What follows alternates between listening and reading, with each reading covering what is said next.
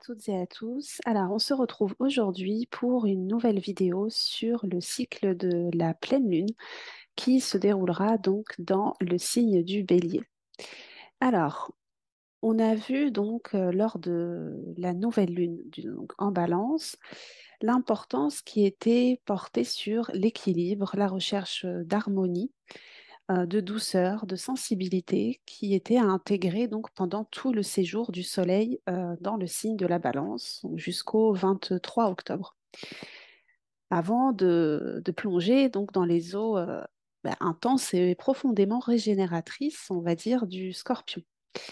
Donc depuis la nouvelle lune, c'est toute la proposition en fait du cheminement avec l'archétype de Vénus qui nous a été mis à disposition pour qu'on puisse se reconnecter en fait à l'importance de chérir nos relations, à mener notre propre quête d'harmonie et de beauté, donc dans les domaines que nous avons peut-être délaissés ou peut-être qu'on voilà des domaines qu'on n'a peut-être pas autant pris en considération.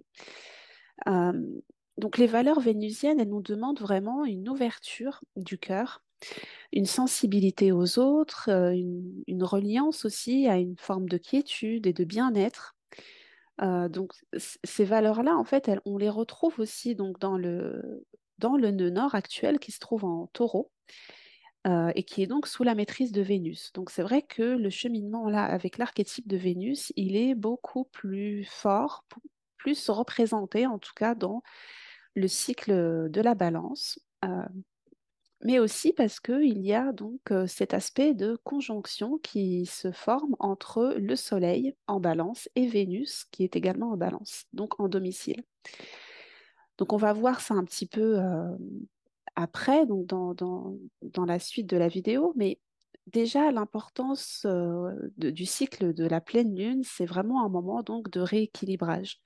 Donc on est déjà dans un cycle qui nous parle d'équilibre avec la balance, et là on arrive à un moment où on nous demande de trouver comment intégrer en fait la polarité opposée à l'énergie de la balance, qui est donc le bélier.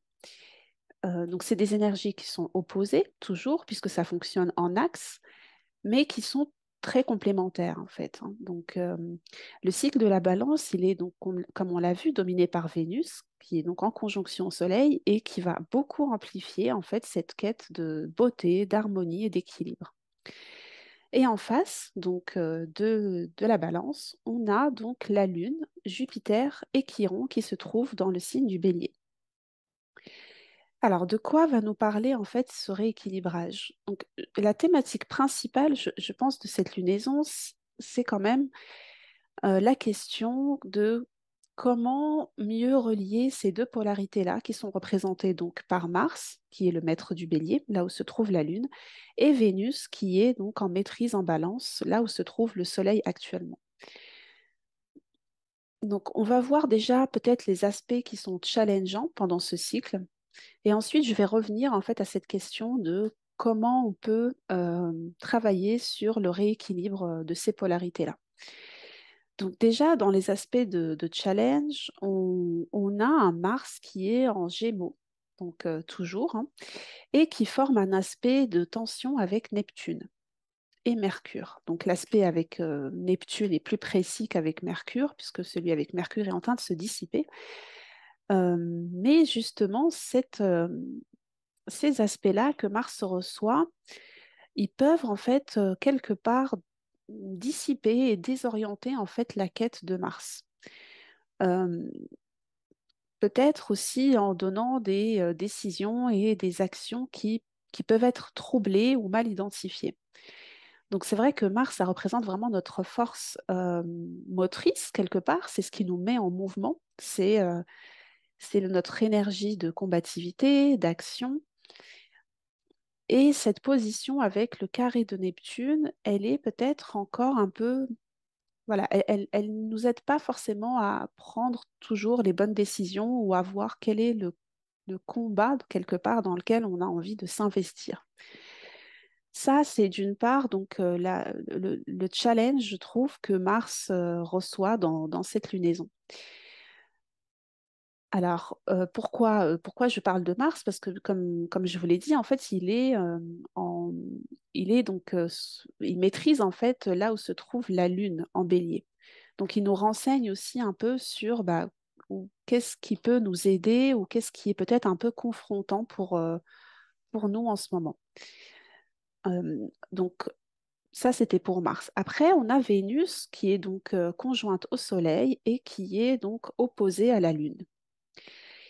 Et cet aspect-là, je trouve qu'il peut en fait dissocier quelque part les besoins d'affirmation qu'on peut avoir justement avec cette lune en bélier, puis on va voir qu'elle est conjointe aussi à Chiron et à Jupiter, et les envies d'harmonie qu'on a d'autre part avec justement cette Vénus dans le signe de la Balance.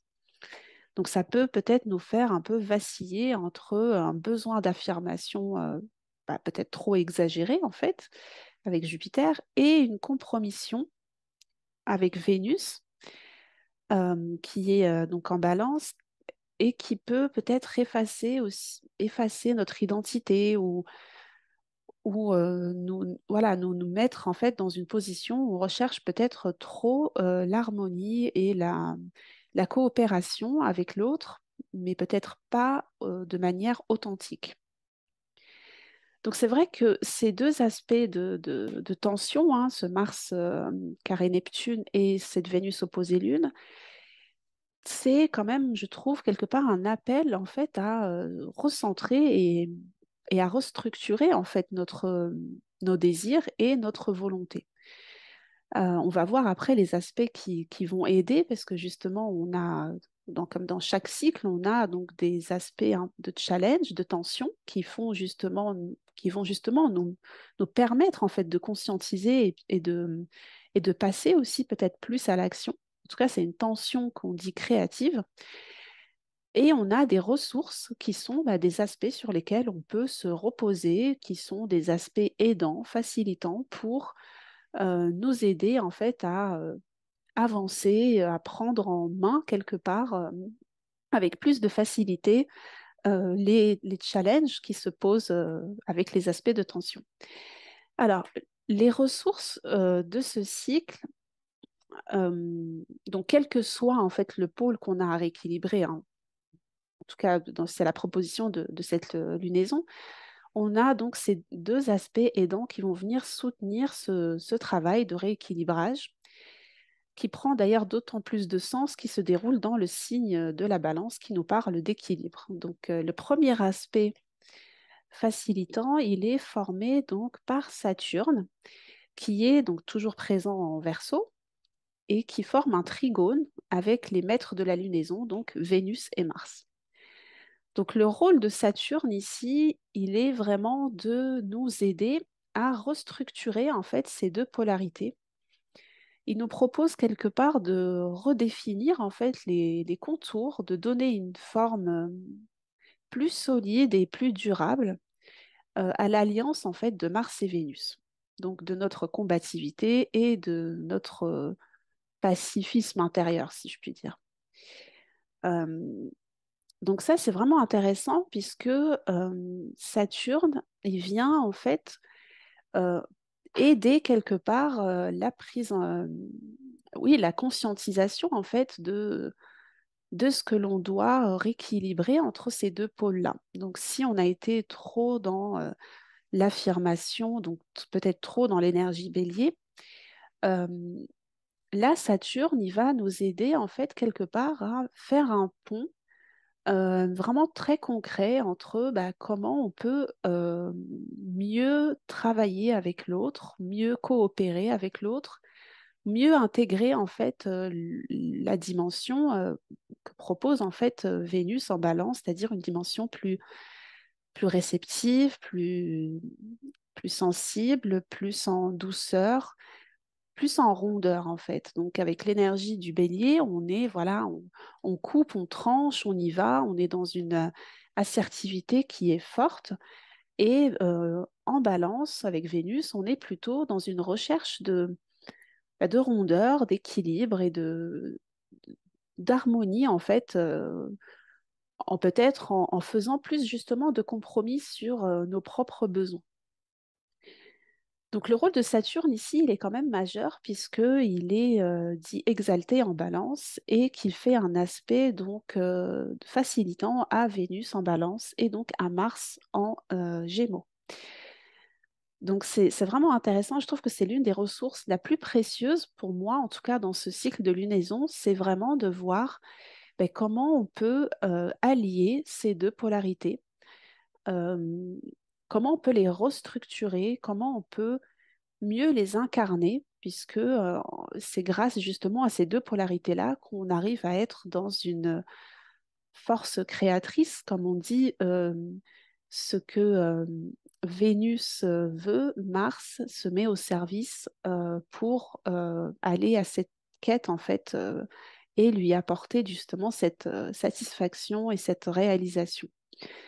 Donc c'est un aspect ressource qui est vraiment intéressant. Il nous permet en fait de mieux intégrer la volonté, c'est-à-dire ce que Vénus représente, cet idéal, ce rêve qu'on peut avoir, enfin, voilà, tout ce que l'on souhaite en fait avec Vénus.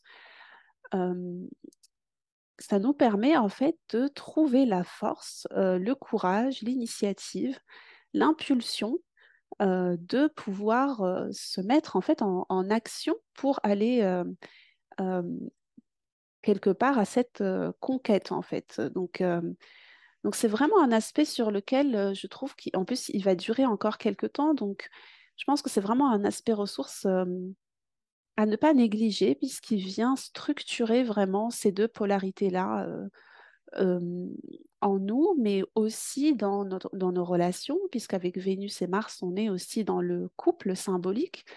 Donc ça peut être un moment intéressant aussi pour avancer sur des questions de partenariat solide, d'union durable, que ce soit donc symbolique avec nous-mêmes ou aussi avec bien sûr nos relations. Voilà. Ça, c'est le premier aspect. Ensuite, on a aussi un très bel aspect qui est formé par Mercure et Pluton, un aspect donc de trigone. Donc c'est un aspect facilitant.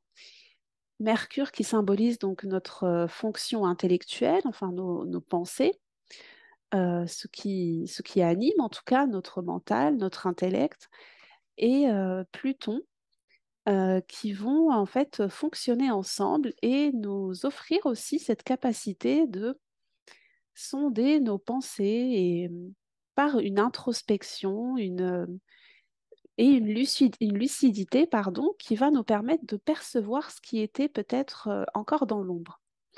Donc même si Mercure reste encore en aspect d'opposition avec Neptune et Jupiter, ce qui peut aussi peut-être parfois amplifier un peu la difficulté à trouver une clarté mentale ou euh, le trigone qui forme, enfin le trigone que forme pardon, Mercure avec Pluton, il nous permet quand même de garder une forme de réalisme, je trouve, et de cohérence, et d'être aussi plus méthodique pour approcher les changements que nous propose Pluton.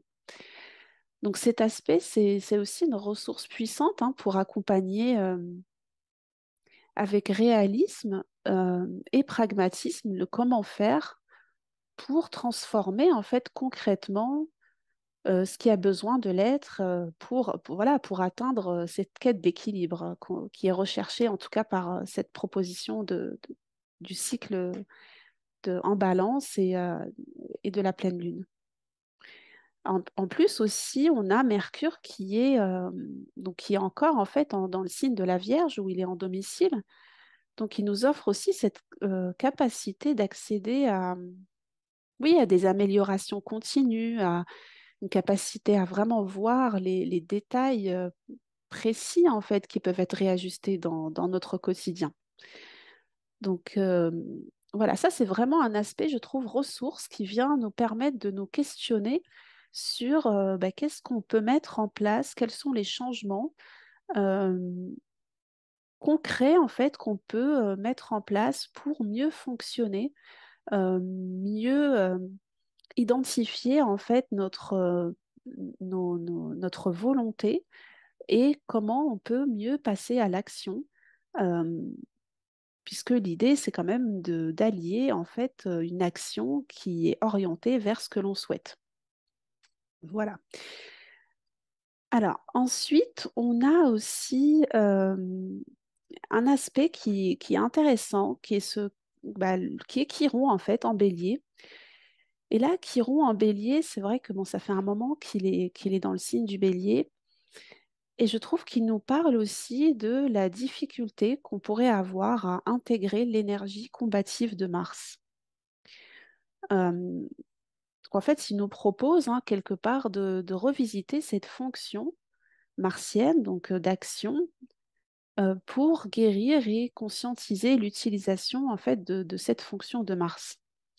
Sur un plan individuel, il nous questionne sur des blessures en fait d'ego ou qui se manifestent peut-être plus souvent par une impuissance à agir ou à se penser, à se sentir exister, on va dire quelque part comme un être acteur et créateur. Donc cette thématique, elle est intéressante dans le sens où bah, nous sommes actuellement dans ce processus en fait de rééquilibrage de notre assertivité, donc avec l'énergie bélier. Et on peut donc se questionner bah, sur ce sujet et voir bah, quels sont les liens qu'on entretient euh, avec notre force personnelle, avec notre capacité à agir, nos envies, et à être conscient en fait de notre étincelle créatrice.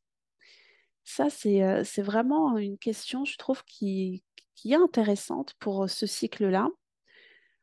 C'est un cycle donc, qui vient donc clôturer en fait le travail qui a été initié donc, depuis la nouvelle lune, où on avait cette question justement d'harmonie, d'équilibre euh, et de quête de rééquilibrage en fait, donc soit extérieur, que ce soit dans nos relations, dans des domaines de notre vie que l'on sentait peut-être pas alignés.